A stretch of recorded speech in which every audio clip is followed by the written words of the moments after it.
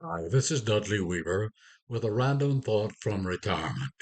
Today's reflection is based upon the third chapter of Hebrews, verses 13 through 15.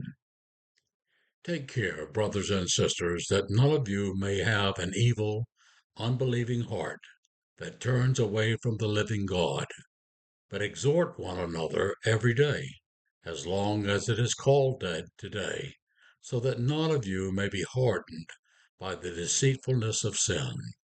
For we have become partners of Christ, if only we hold our first confidence firm to the end.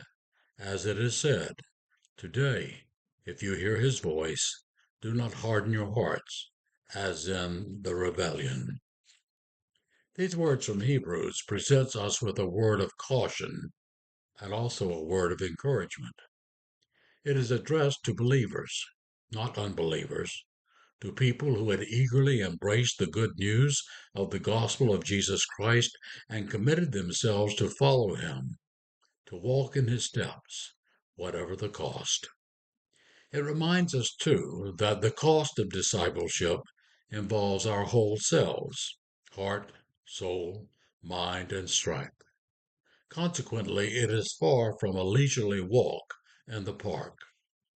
The journey is rife with temptations to take shortcuts, reordering of priorities, and paths of our own making.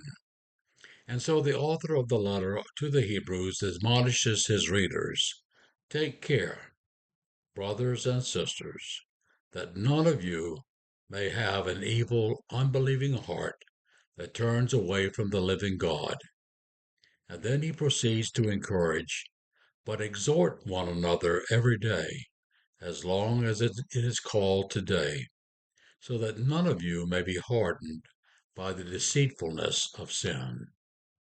These are some of the most challenging days of my life as a Christian pastor. And I thank God that I do not have the responsibility of leading a congregation in such a time as this. I've endured ecclesiastical, theological, liturgical, and moral fractures in the church's life. But never before have I experienced secular political powers rivaling what is our first primary Christian commitment. I've thought facetiously that with the Sunday Bulletin, we might also distribute red and blue ribbons according to our identity as Republican Christians or Democrat Christians. But that is putting the emphasis on the wrong adjective. We are first of all Christians, and if we are faithful, that identity will always take first place. The author of Hebrews also admonishes, encourage one another every day, so that none of you may be hardened by the deceitfulness of sin, something that sneaks up on you and grabs you and leads you away rather than towards the living Christ. We cannot possibly accomplish that through debate or arguments over who is right or wrong. Let me suggest that we focus on three things as the church: praying that we may discern Christ's will for us as disciples, focusing not on what divides us, but what unites us as members of the one body of Christ, in spite of our divisions and differences of opinion. And finally, pray for those most vulnerable in our community and communities around the world, whom we are called to love and are called to serve.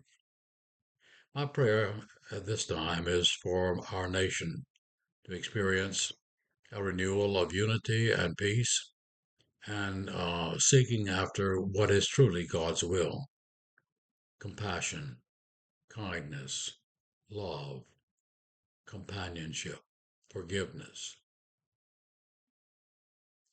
May God bless you this day and every day, and thank you for taking these few moments to listen to my rambling.